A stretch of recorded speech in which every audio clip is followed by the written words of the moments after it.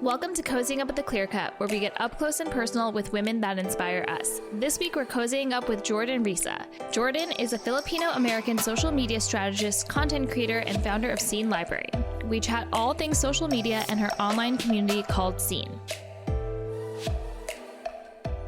Welcome to Cozying Up with the Clear Cut, where we get up close and personal with women that inspire us. Today, I'm so excited to be sitting down with Jordan. She is a social media strategist, content creator, founder of Scene Library, and the editor of How to Be a Woman on the Internet.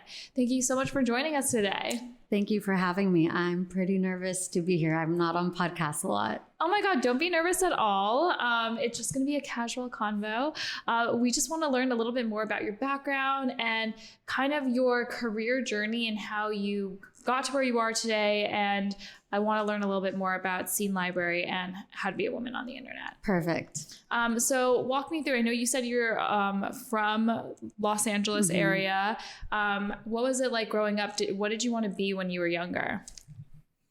I was always really into fashion ever since I could remember. So I think growing up, especially with like movies like 13 Going on 30 and Devil Wears Prada, I always wanted to get into fashion, probably more on like the magazine and editorial end. So I think that was kind of like when I was little, that was what I had in mind. And then when I went to college, I studied public relations. I was actually a business major and I couldn't get through accounting.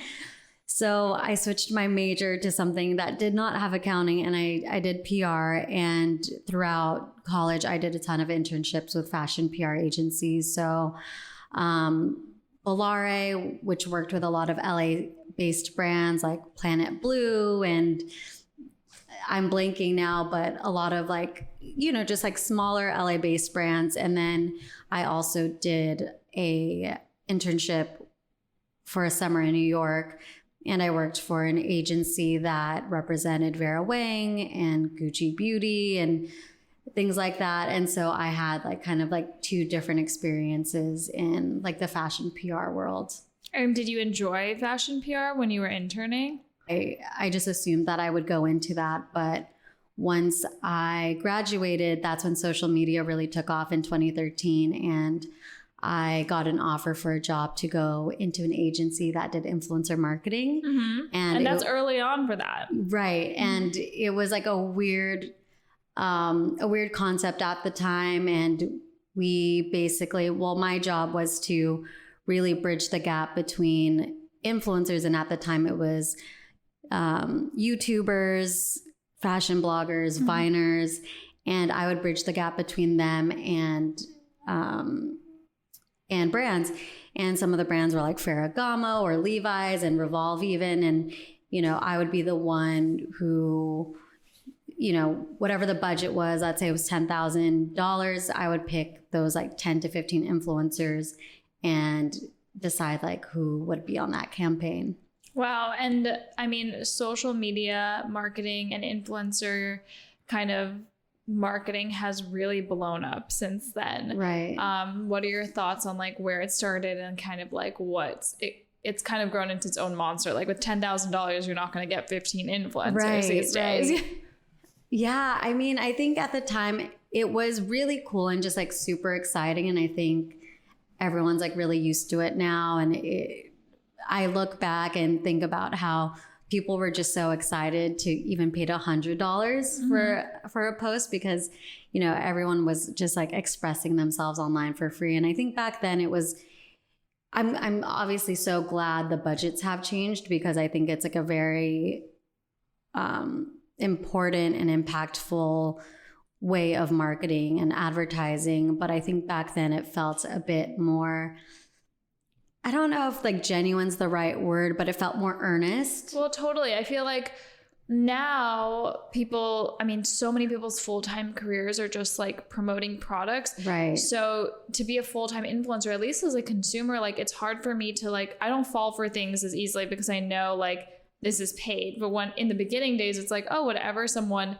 recommends, like they're genuine about that recommendation, Totally. And I think that's what was so cool about it back then. You can follow your favorite fashion blogger and that's their very unique style. And they're They wearing probably paid this for thing. that clothing. Right. And you know exactly what they love, and you can buy into that world. But now I would say it's rare to see.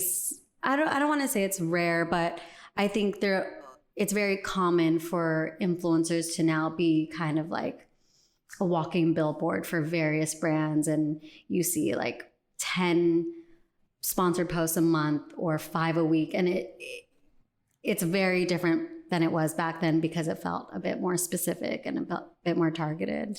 And I know that you have like thoughts and feelings about like using social media for like brand promotion or for like selling products. Can you talk a little bit about like what is How to Be a Woman on the Internet? How to Be a Woman on the Internet it's a newsletter. It's on Substack, and I actually started it with my friend. She was a creative director at a beauty brand where I was the social media director at the time. And so once we both left and we would just like get coffees, we would always be talking about the industry because she was like so heavily involved in the beauty world as creative director.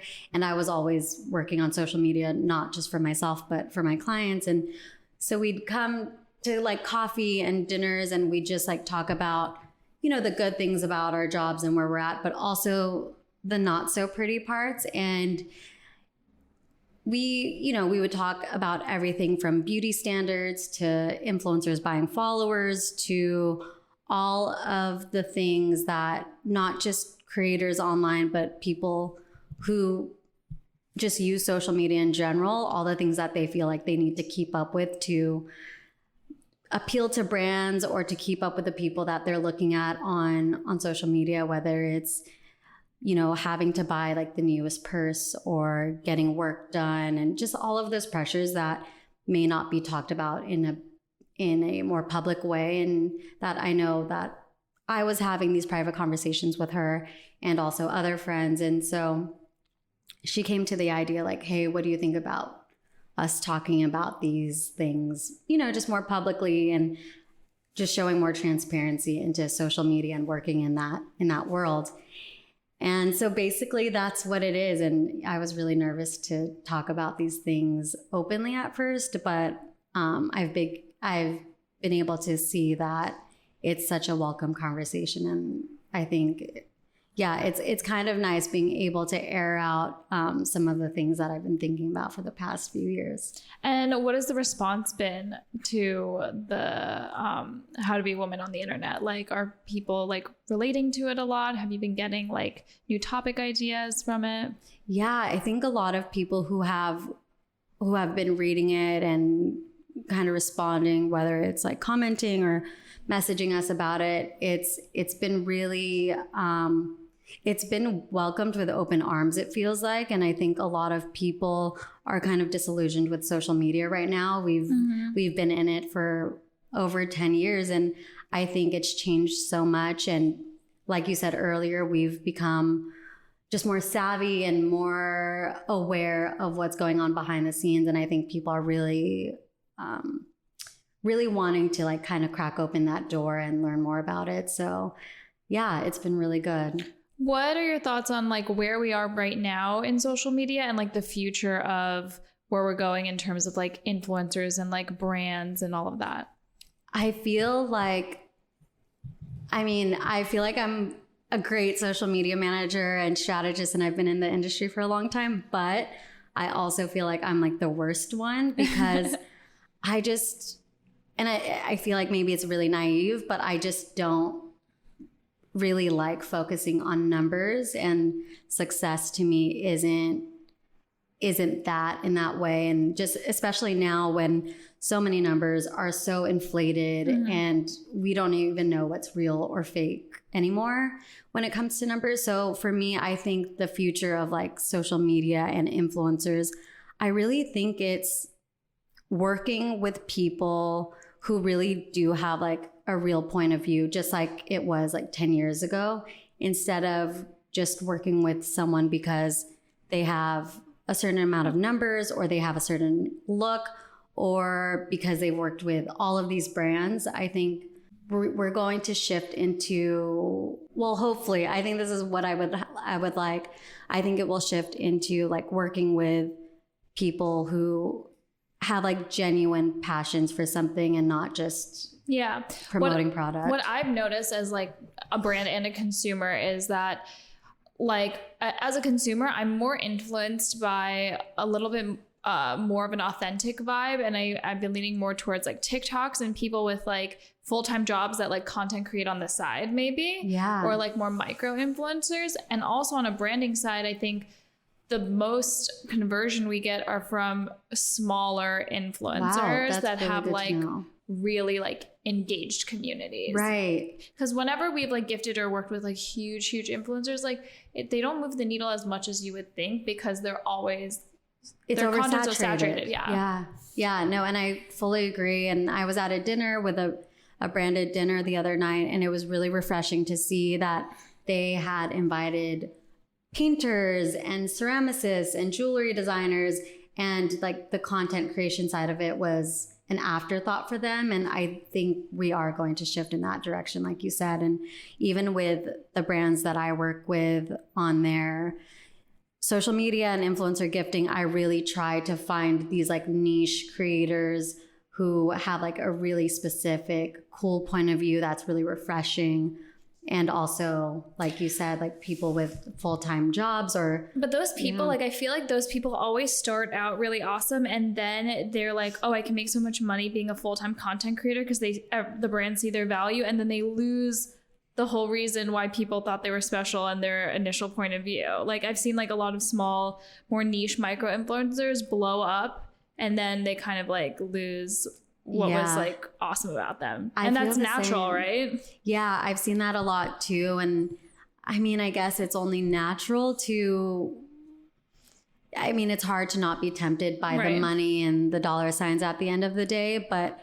And it's weird because I do think there is a market for that. Obviously, that's why they remain so big. But I think they go more into mass and commercial than a specific community and audience, like you said. Yeah, I've seen that a lot for a lot of TikTok influencers that I've been following for a while. But what are your thoughts? Because like social media has been dominated by like Instagram, and that's kind of like, it's now like a shopping center basically. And that's what it like, I guess, is created for now. But I've seen a bigger shift towards TikTok, at least personally, and for our like own audience. What are your thoughts on that? I mean, I think it's great. Personally, I'm on TikTok a little bit, but I don't spend as much time there as probably the normal social media user does. I think it's great because I do think there is a shift in like this transparency and honestly, like I can't speak the most about it because I'm just not on there as much, but... Oh, you gotta get on there. It's a lot of fun. I know. I scroll, but I feel like my brain can only handle like 5 to 10 at a time. And then I'm like, okay, I'm done for the day. I know, it can be dangerous. Like you can start scrolling and then look up 3 hours later and you're like, what have I been doing? Yeah, but I mean, I really love TikTok, and my For You page is all like people speaking to camera and about like really interesting topics like beauty standards and the rise and fall of the influencer and things like that. So it's really informative in that way. And I really enjoy it. So tell me a little bit. I want to learn about Scene Library. Yeah. And you're the founder of that. What is Scene Library and how did you start it? Scene Library is a community for book lovers and readers. And through this community, I've hosted book exchanges where we exchange books, but they're all wrapped in paper and have clues on them so that when we swap them or exchange them, we're really choosing this book not based by its cover, but by the clues that we really resonate with. And it's really weird because it's a book and it's a book exchange, but it can get really intimate at times. And you really see where people's heads are at when they pick something that resonates with them. So we do book exchanges, and that used to be a very like intimate thing. And I used to do it with just my girlfriends. And recently we just had our first public one that was a ticketed thing. And, awesome. 20 people joined and it was all new faces. And that was really special and really cool to see just strangers coming in and bonding over books and reading, and also talking about like why these clues resonated with them, which got to be very vulnerable, and that was really cool to see. And we also do book drives, so collecting books that people want to donate and donating them to incredible organizations. And lastly, I do interviews, but like written interviews with photos on the site as well. And I guess like the way it kind of emerged, I didn't really have any plans for it. I think at the end of last year, I honestly was just kind of over social media, sick of myself, because, you know, I also do content creation for myself. And I was just craving something that I think was more prevalent in social media like 10 years ago, which was like really community building and really connecting with people, like-minded people over a shared love or a shared passion. So like a Facebook group. Yeah, kind of. I mean, I'm not on any Facebook groups, but like what it used to be, like when that was like a thing. Yeah. And I think like when I first used social media 10 years ago, I would DM people who I really liked their like point of view or their visual aesthetic or their photography. And it was so fun meeting new people. And I think just being in the industry, I feel like I know so many people at this point, and it's all based on social media or work. And I really wanted to connect with people outside of that. So that's kind of how it was born, just being sick of myself, but also wanting to just connect with other people over something I love. What is a book you've read recently that you would recommend our listeners to read, and why? Right now, I'm not finished with it, but it's called Tomorrow and Tomorrow and Tomorrow by Gabrielle Zevin. And it's a fiction, and it's just one that I just haven't been able to put down. And I've been in a reading lull for, I would say, the past month or so. And this is a book that's like really captured me, and that I'm like been so excited to go home and to read. And it's like an interesting concept. It's hard to explain. It's kind of, and I'm not a gamer by any means. I don't even have like any gaming consoles, but it's about a guy and a girl working in the video game space, and they're building games, but it's more so like about the what ifs in life and the could have beens, and about friendship. And it's a really great book to just escape to. Awesome. And to take a little shift in our conversation, we're a jewelry company, so we always want to learn a little bit more. I feel like jewelry can tell a lot about a person. Do you have any specific pieces of jewelry that you love? Do they have any sentimental value, and why? Yeah, I think I mean, the one that comes to the top of my head is my engagement ring.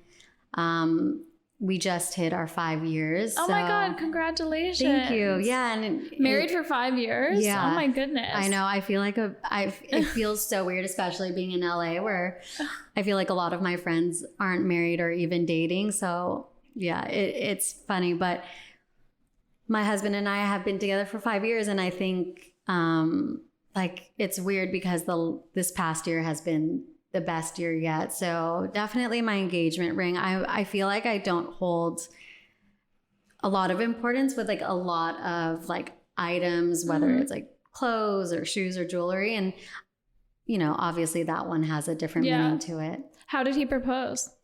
He just proposed in the downtown loft that we lived in. And it was really simple and sweet. And he had made like I don't want to say a scrapbook, but a photo album of sorts of like just random photos of when we were dating. And he put like little messages or that's so notes sweet. about his point of view on each photo. And now he fills it every anniversary. He fills it up with more photos. So that, oh my God, so he's very romantic.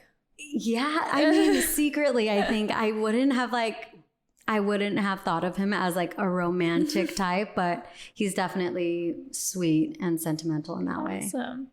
So what can we look forward to for Scene Library and How to Be a Woman on the Internet? Like, what are your hopes and aspirations for your two ventures? Yeah, I think right now I'm like in a weird mindset where I'm just trying to take things day by day and really be present and just kind of look around and be grateful for where I'm at and not try to always do more and acquire more. So I think right now I'm like trying my best to approach Scene Library and How to Be a Woman on the Internet as hobbies still. Mm-hmm. But of course I still want it to grow and become a bigger part of my life. So with Scene Library, I just hope to open it up to more people. We're having another public book exchange, I think, at the beginning of the year. And I'm excited for just more people to experience it and, you know, connect and have more people connect over it. And then with How to Be a Woman on the Internet, we're wrapping up our first, I don't know, it's a newsletter, so I don't want to say season, but we're kind of wrapping it up for the end of the year. And I think Ford and I, my partner on it, we're going to really sit down and be more intentional with like the topics we're going to choose, the guests we'll have on, and just have a bit more of like a cadence with it instead of it being so random. And what advice would you give to someone who is working like full-time in a career to pursue like hobbies or side projects that might feel like they aren't able to do that because they can't achieve like some sort of balance or give each product enough like love? Yeah, I mean, I think taking a step back and just remembering how hard you worked to get to where you are now. I think it's so hard to not just be satisfied with where we're at. And once we hit that goal, we want more, and we want more clients, and we want more projects, and we want this big shiny client or whatever that may be. And I think it's important to just like look around and see like, okay, I've gotten this far and this is what I wanted 1 year ago, 3 years ago, 10 years ago, and just really enjoy that. And also I think just not making your identity your work, or vice versa, not making your work your identity. And I think it's so easy to, you know, to do that. Yeah, to put our self-worth in what we're doing for work. And I listened to an incredible podcast called The Case Against Loving Your Job. And it basically talks about that this idea of loving your job 1000% and pursuing this calling, it actually just makes you work more and more because you identify with it so much, and it doesn't leave room for rest. And I think I have that problem. Yeah, I had that problem too, which is why it resonated with me so much. And yeah, and I needed to take a step back and just like remember that, okay, this is my job, but what is my life? Mm-hmm. And so, yeah, I think it's just remembering that at the end of the day, this is your job. It's what makes you money, but there's so many things outside of that, whether it's spending time with your loved ones or going on vacations and experiencing new things, or just curling up with a book on your couch with your cat or dog or whatever, and like enjoying that moment, because those are the moments that I think really matter at the end of the day. Totally. Love that. So tell everyone where we can like follow you, subscribe to the newsletter, all of that stuff. Yeah, you can find me at Jordan Risa on Instagram, but you can find Scene Library on Instagram as well at Scene Library, scenelibrary.com. And then for the newsletter, it is howtobeawomanontheinternet.com. It's a mouthful, but great topics in there. Awesome. Thank you so much for joining us. Thank you so much for having me. Awesome. It was so nice sitting down with Jordan. She gave us a lot to think about when it comes to social media and how we connect with others. What was your favorite part?